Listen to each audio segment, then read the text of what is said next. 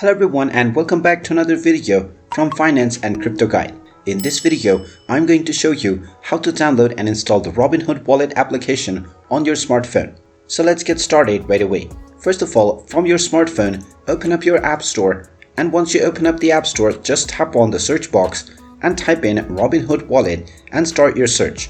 Once you find the wallet, go ahead and tap on the application and you will see the Get or Download button. Go ahead and tap on this button and you will need to wait for a while until the installation is completed. Once the download is completed, you will see the Open button instead of the Install button.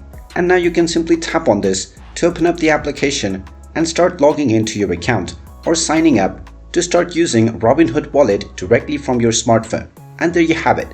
That is how easy it is to download and install the Robinhood Wallet application on your smartphone. If you find this video helpful, make sure you hit that like button and subscribe to our channel if you haven't done so already. Also ring that notification bell to never miss another update from us. Thank you for watching and I will see you again in the next video.